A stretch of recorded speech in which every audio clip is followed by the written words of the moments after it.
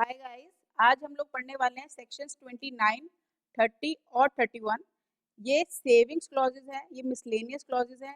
ये बेसिकली आपके limitation act के एंड में दिए हुए हैं और ये कुछ ऐसी चीजें बताते हैं कि कहाँ कहाँ पे लिमिटेशन एक्ट लगेगा या कहाँ पे नहीं और किन सर्कमस्टांसेस में। तो आइए हम देखते हैं। सेक्शन 29 सेविंग्स क्लॉज, ये क्या कहता है कि नथिंग इन दिस एक्ट, ये जो एक्ट में है वो कुछ भी नहीं, nothing in this act shall affect section 25 of the Indian contract act. इस एक्ट में जो कुछ भी दिया हुआ है वो इंडियन कॉन्ट्रैक्ट एक्ट के सेक्शन 25 को अफेक्ट नहीं करेगा। क्यों? क्योंकि उस कॉन्ट्रैक्ट एक्ट में promise to pay time barred debt is a good consideration. अगर किसी ने प्रॉमिस किया है कि मैं टाइम बाद डेट तुम्हारा पे करूंगा तो वो एक गुड कंसिडरेशन है जिसको लिमिटेशन एक्ट अप्रूव नहीं करता। क्योंकि लिमिटेशन एक्ट के हिसाब से अगर कोई चीज टाइम बार्ड हो गई है, मतलब उसका केस फाइल करने का टाइम निकल चुका है, तब लिमिटेशन उसे सपोर्ट नहीं करता, वहां पे वो बंदा केस नहीं डाल सकता। लेकिन सेक्शन 25 इंडियन कॉन्ट्रैक्ट एक्ट का क्या कहता है कि अगर कोई बंदा प्रॉमिस कर दे कि भाई मैं तुम्हारा टाइम बार डेट जो है वो दे दूंगा, तो वो एक गुड कंसिडरेशन होती है, वो एक कॉन्ट्रैक्ट बन जाता है। ठीक है। अब ये क्या कहता है, वेयर एनी स्पेशल और local law prescribes for any suit appeal और एप्लीकेशन, किस किस चीज के लिए? सूट, अपील और एप्लीकेशन के लिए अ पीरियड ऑफ लिमिटेशन।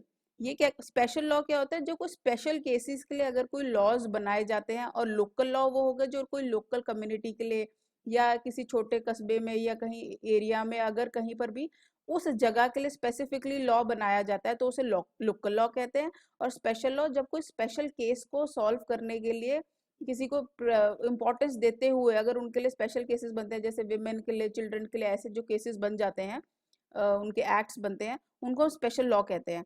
अगर कोई पीरियड ऑफ लिमिटेशन दे रहा है वो सूट के लिए, अपील के लिए और एप्लीकेशन के लिए, different from the prescribed period by the schedule, जो आपके लिमिटेशन एक्ट में लिखा हुआ है उससे डिफरेंट टाइम पीरियड वो दे रहा है। मान लो कभी कभी क्या होता है कि शेड्यूल में तो लिखा हुआ है कि 3 साल में आप केस कर सकते हो ऐसा, लेकिन स्पेशल लॉ में क्या होता है कि भाई 30 डेज, क्योंकि वो फास्ट ट्रैक चलने होते हैं उन्हें या स्पेशल चलने होते हैं।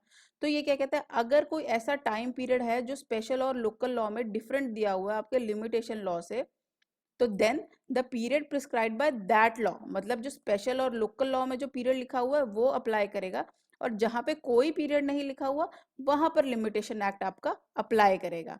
ठीक है।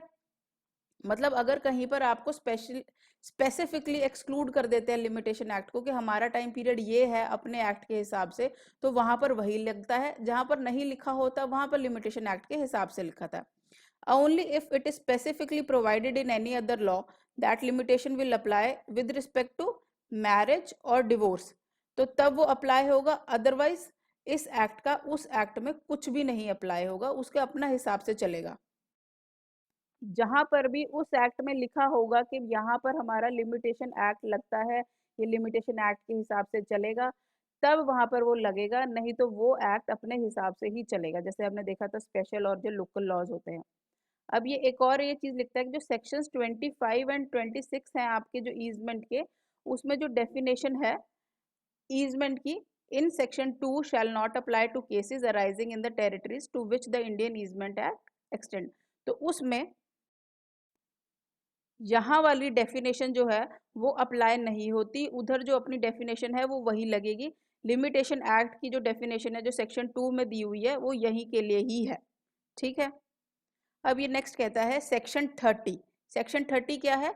Provisions for suits etcetera for which the prescribed period is shorter than the prescribed period by the limitation act 1908। 1908 पहले एक्ट था, उसको अमेंड करके ये 1963 का एक्ट बना था।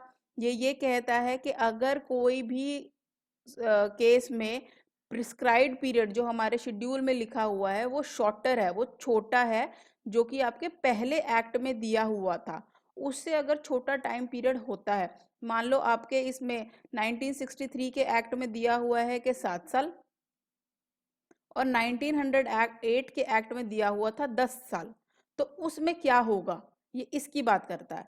Notwithstanding anything contained in this act, any suit for which the period of limitation is shorter, कोई भी ऐसा सूट जिसमें पीरियड ऑफ लिमिटेशन शॉर्ट है, prescribed by the 1908, the suit जो है may be instituted with in a period of 7 years, मतलब 1963 के लागू होने के बाद के 7 years में, विद इन 7 years में वो केस फाइल कर सकता है, और within the period prescribe for such suit by the 1908 वाला act whichever expires earlier, मतलब या तो जब ये एक्ट आपका लागू हुआ 1963 वाला उसके 7 साल में कर सकता है केस, या जो 1908 के एक्ट में आपका टाइम पीरियड दिया हुआ था उस वाले टाइम पीरियड में कर सकता है, लेकिन उसी में ही लागू होएगा जो कि पहले एक्सपायर हो जाता है। मान लो ये जो अगर किसी का पीरियड है 3 साल या 4 साल, तो जो 3 साल अगर होता है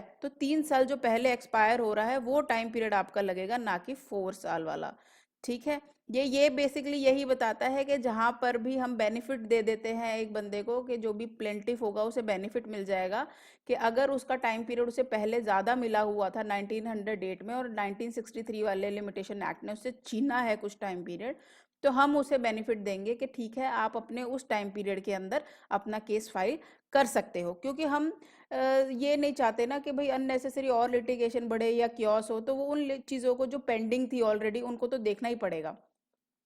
फिर ये क्या कहता है, नेक्स्ट एनी अपील और application for which the period of limitation, वही फिर शॉर्टर है, ठीक है, मे बी प्रिफर्ड और made with in a period of 90 days, 90 days after the commencement, मतलब 1963 का एक्ट जब आया उसके 90 डेज में ये कर सकता है, और within the period prescribe for such appeal और application by the limitation act whichever expires earlier. ठीक है, या तो 90 डेज में वो कर ले, या जो उसका पीरियड जो उसमें 1908 के टाइम लिमिटेशन एक्ट में दिया हुआ है उससे कर ले, या दोनों में से जो भी आपका टाइम पीरियड पहले एक्सपायर होता है उसके हिसाब से वो केस फाइल कर सकता है। सेक्शन 31, सेक्शन 31 क्या कहता है कि प्रोविजंस एज टू बार्ड और पेंडिंग सूट्स, मतलब उन केसेस से, जब 1963 का एक्ट बना था तो कुछ ऐसे केसेस होंगे जो कि जिनका टाइम पीरियड ऑलरेडी बार्ड हो चुका था, या कुछ ऐसे सूट्स होंगे जो कि पेंडिंग होंगे। तो जो बार्ड होगा, मान लो अगर उसका वो बार्ड हो चुका कि भाई 1962 में, या उसका टाइम पीरियड खत्म हो चुका था 1908 में उसको दिया गया थे उसके हिसाब से कि 2 साल में वो केस फाइल कर सकता है, लेकिन अब 1963 में क्या आ गया कि भाई वैसे वाला केस जो ये वाला केस था इसमें ये 4 इयर्स में केस फाइल कर सकता था। अब 1963 का केस आते ही, मतलब लिमिटेशन एक्ट आते ही, ये तो जग गया, अच्छा मेरे पास तो अभी और 1 साल बच गया इस एक्ट के हिसाब से। तो उन केसेस में क्या होगा, जो कि बार्ड है, जो पेंडिंग है वो तो है ही, वो तो चल ही रहे होंगे, किसके हिसाब से, 1908 के हिसाब से, क्योंकि हमेशा जो आप केस फाइल करते हो जब उस टाइम जो लॉ होता है उसके हिसाब से आपका केस चलता है। अब ये क्या कहता है, nothing in this act shell enable कोई भी चीज इस एक्ट की इनेबल नहीं करती किसी सूट को, अपील को, एप्लीकेशन को। सूट इंस्टीट्यूट होता है, अपील प्रिफर्ड होती है, एप्लीकेशन मेड होता है, for which the period of limitation prescribed by limitation act 1908 expired before commencement of this act, मतलब once the time is over it cannot be renewed again and again। ठीक है, इसका मतलब अगर 1908 के हिसाब से कोई भी केस की जो टाइम पीरियड उसे मिलनी थी केस फाइल करने की वो एक्सपायर हो चुकी है 1963 के आने से पहले, तो वो केस फाइल नहीं हो सकता, वो खत्म हो चुका है। ठीक है, फिर क्या है, इस provision affect any suit, appeal और application institute pending before the commencement,